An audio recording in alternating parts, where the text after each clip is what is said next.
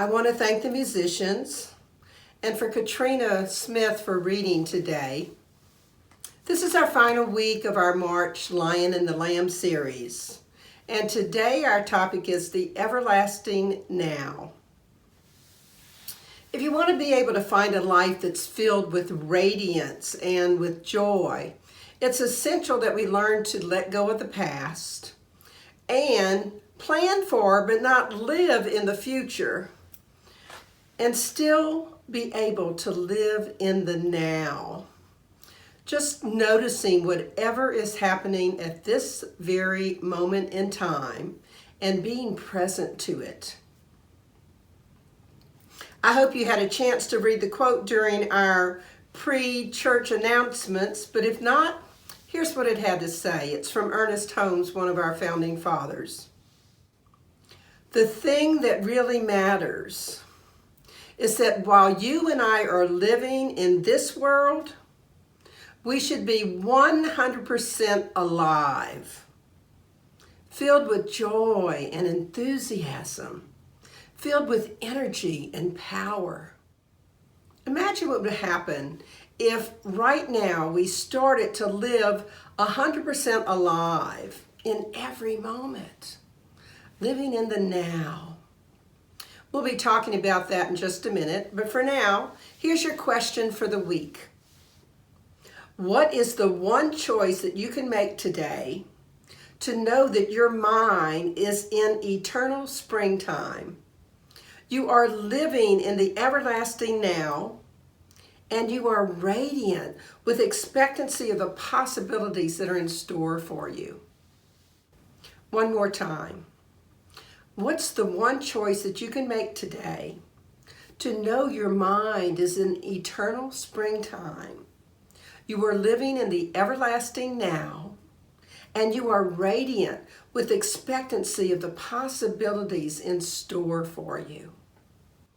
In the reading today, Thoreau suggested that we simplify our lives. And that's a great suggestion that's not necessarily so easy to implement. So how do you live your life? Do you live as though today were the only day that you had to worry about? Or the only day that you had to live? Or do you throw in all the worries from the past and all the doubts about your circumstances, worrying about what might happen in the future, and really miss this moment right here and right now? The reading suggested that our attitude makes a difference. So I'm going to start with our attitude on aging. I have many friends who are aging right now, including myself. And age is a concern to a lot of them. But what I know is age is just a number. And hey, it's a good thing we don't live in China, because in China, when you're born, you're 1 year old. It's just a number that represents how long we've been on this particular planet. Andy Rooney used to joke about age. It's a paradox that the idea of living a long life appeals to everyone, but the idea of getting old doesn't appeal to anyone. The truth is, our bodies age, but our minds don't have to. There's all kinds of research about how we can keep our minds alive and functioning at a really high level, really remaining healthy. The truth is that age is really a figment of our imagination, and you can live fully no matter what the calendar years say. I read once this information about mortality. We like to remember ourselves in our prime, when we were young and capable of going for hours and hours upon end and just wondering about that person who we used to be. It seems sometimes that just as our wisdom and our experience seems to be peaking, our bodies decide that we should be a prisoner to them, to the aches, to the pains, everyday life. True?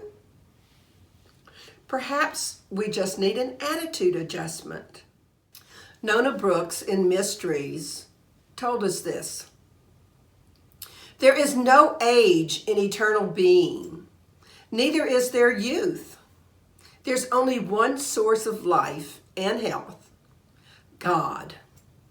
We are illuminated when we recognize our source. Sophia Loren said, there is a fountain of youth. It is your mind, your talents, the creativity you bring to your life, and the lives of the people you love. When you learn to tap into this source, you will truly have defeated age. Think for a moment about your attitude and age. You know, Holmes said that you do not have to grow old. And in Living the Science of Mind, Holmes said this, youth is not a time of life, it is a state of mind. Nobody grows old by merely living a number of years. People grow old only by deserting their ideals. Years wrinkle the skin, but to give up enthusiasm wrinkles the soul.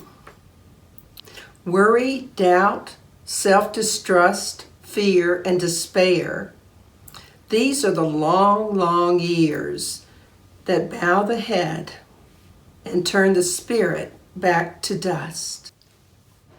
Hey, I understand that wrinkling the skin, and I am not signing up for wrinkling my soul. And I find that phrase, turning the spirit to dust, quite appropriate for our topic today. What in your life do you worry about? Do you doubt? Do you distrust in yourself? Feel despair around? These are the very things that are aging you because they rob you of that daily life of being enthusiastic about your day and of living your life fully. Where might you be taking the events of the past and applying them to the events of today?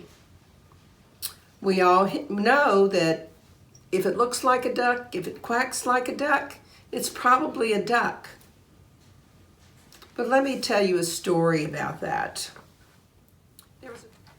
There was a 24-year-old and his dad riding the train back from the city to their hometown, and a young couple was sitting across the aisle from them. And all of a sudden, the 24-year-old said, "Dad, look at the trees, they're going behind." And the dad smiled, and the young couple sitting nearby looked at each other and wondered about this 24-year-old's childish behavior.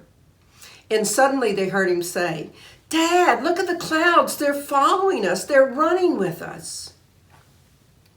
And so the couple couldn't stand it any longer, and they leaned across the aisle and they said to the dad, "You know, there are doctors. You could take your son to see a good doctor." And the dad just looked at him and said, "That's where we're coming from. We've just been from the doctor. And my son has new eyes and he's seeing the world for the first time today." His son had new eyes, was seeing the world for the first time. I bet those onlookers never considered that as a possibility. I think the story is quite revealing because we take what we believe to be true. It looked like a young man whose behavior was inappropriate for his age, and we throw it into our current experience. Imagine you had a storage full of power tools, a weed whacker that could weed whack all the hurt of the past, all the bad experiences that you've had, and just weed whack them out of your mind. A high power blower that could blow away any obstacles that keep you from living your life fully. All of that self-doubt and lack of self-esteem and whatever else keeps you from being enthusiastic about the things that you know you really want to do. And how about a clipper that could trim away all the dead limbs that clutter up your mind with anything other than enthusiasm and joy for living? Well, guess what? You own all of these in one powerful super tool. It's the super tool of human living, and it's called unconditional love. When we live from a place of unconditionally loving all that comes into our lives, this super tool allows us to live with enthusiasm and joy. And guess what? It has attachments. There's forgiveness, which is really the weed whacker of that hurt from the past experiences, so that you can only see what's truly happening right now and see it with eyes of love. And then there's that attachment called compassion, and it blows away any obstacles that keep us from living each moment fully. There's an attachment called understanding, and it trims away the dead limbs that clutter up our mind with veils that we've layered upon layered upon layered, all of these things on top of the love that's in our heart, rather than living every day with enthusiasm and joy. When we recognize that all we have is the now, that this moment is really the only moment that matters. When we live in that eternal now of God's life, we no longer have to hang on to the hurts or the injustices of the past. I was just talking about the perspective of that young couple watching the dad and the 24-year-old and making judgments about what was going on, when indeed all it was is that he was filled with this childlike enthusiasm because he had new eyes to see the world. I'm wondering, where in your life are you the onlookers? Where are you the son? And where are you the dad? Because as the onlookers, we are living in judgment and making decisions based upon preconceived notions rather than just looking at things from an observation point of view and judging things on their own merit.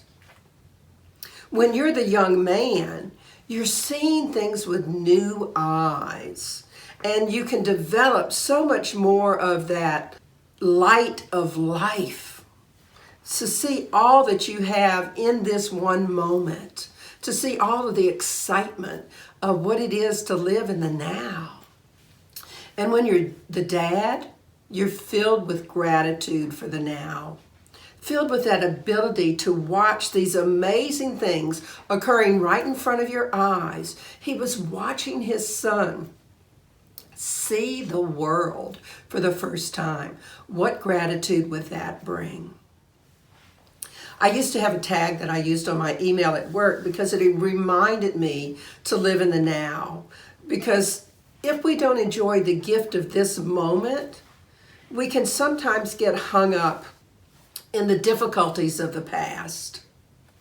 And the tagline went like this: yesterday is history, tomorrow is a mystery, today is a gift.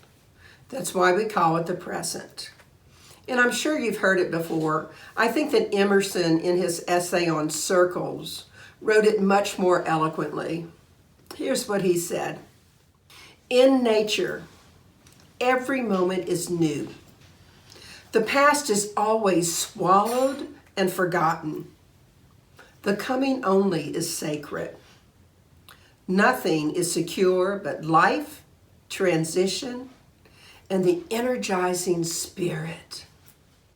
In nature, every moment is new.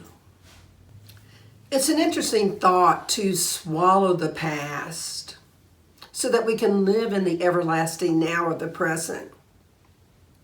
Knowing truly that the present is the gift, it's all that we have right here and right now. And it may sound great, but it's not so easy to achieve.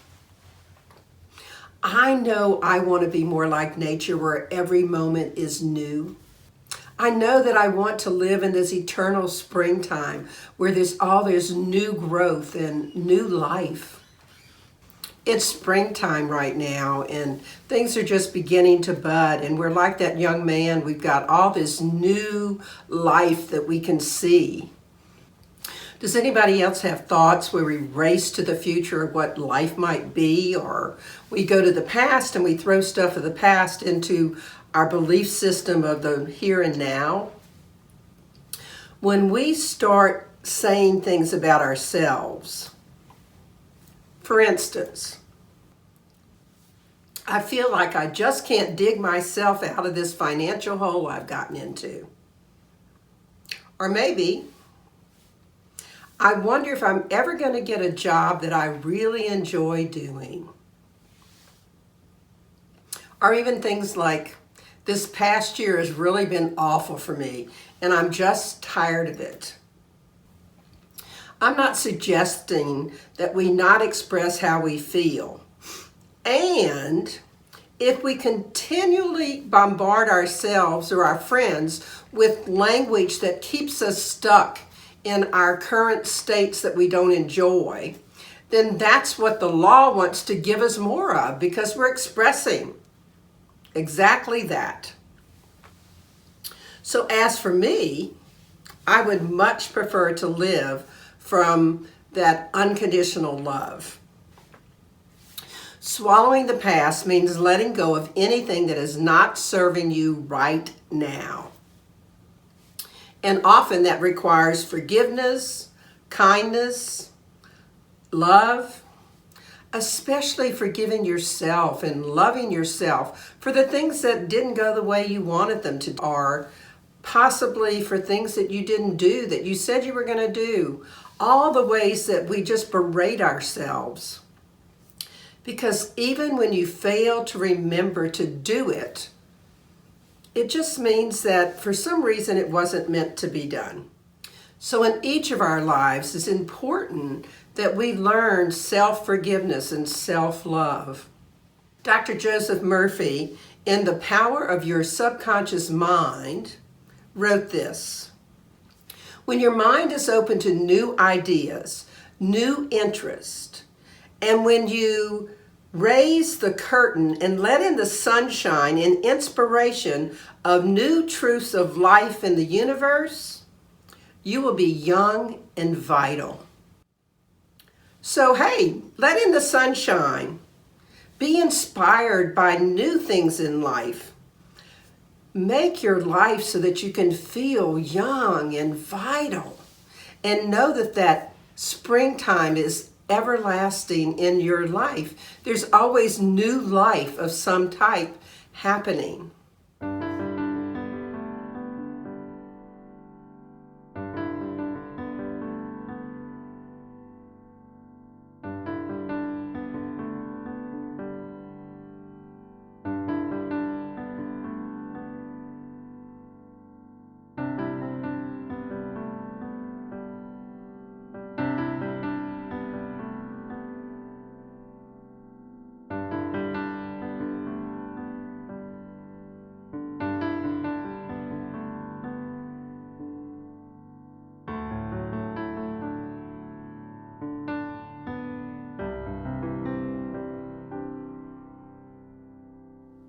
So in summary, if we're going to be in the everlasting now, we need to learn to be 100% alive, to live for the now, and avoid turning your spirit to dust.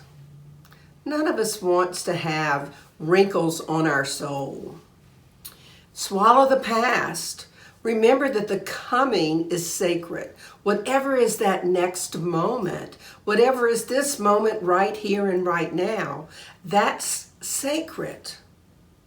Be more like nature, where every moment is new. And I invite you to use your super tool of unconditional love. Don't leave it hiding in your tool shed. And don't forget, it has lots of great attachments like forgiveness, compassion, understanding, kindness. You'll probably notice more attachments as you begin to use that tool. And when your perspective turns into one of judging rather than just observing, step back, take a breath, and ask yourself, what would applying unconditional love to this situation in this moment do? Use your superpower. So here's your affirmation for the week. How is it today I make the one choice to know that my mind is in eternal springtime? I am living in the everlasting now, and I am radiant with expectancy of the possibilities in store for me. Observe who you are. Be your best self. And challenge yourself each day to spend some time embracing that unconditional love in every moment. Release the past. Don't worry about the future. It hasn't gotten here yet. Live in this present moment, in the gift of the now, knowing that wherever we are, God is. So absolutely, if God is right here, all is well. And pause once every day and notice that you have a super tool with wonderful attachments that you can use. So get it out of your toolkit and use it. I guarantee you it's user-friendly. And just check in each night to see how you did. So let's pray. Just taking a deep, nourishing breath. Being in this moment, right here, right now. Allowing a smile to come to your face, and just notice as you do that, it just permeates your whole entire being. What I know is that God is this loving, kind, unconditional presence in each of our lives.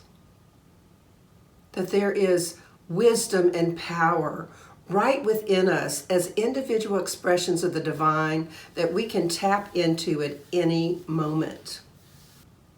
That superpower, that super tool that we have has an attachment of wisdom, of safety, of freedom, anything it is that we desire.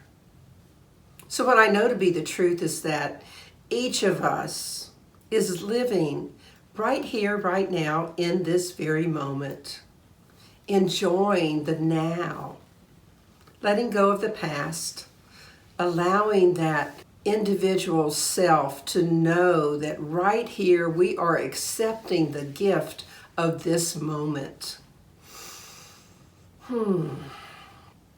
What I know for each of us is that we are spending our time between now and Easter just recognizing the gifts that we have every day. Being an observer, recognizing that sometimes when something looks like a duck and acts like a duck, it might not really be a duck. So I am so grateful. I'm grateful for this opportunity to know that the God without is the God within me and within each person on this planet. I'm grateful that I know that there is this thing called unconditional love that I can tap into and be a part of, and that it can make my life feel like springtime in every moment. And it's from all that gratitude that I just release this into the law of mind, spirit, and action, into that law of love, which is the divine saying yes to all of this. It's already done. Whatever we've asked, it's given. So knowing that, I can just let it be. I can release it and let it go. No worries about the past or about the future. Just knowing in this now that it is done. So I say amen. And together we affirm it. And so it is.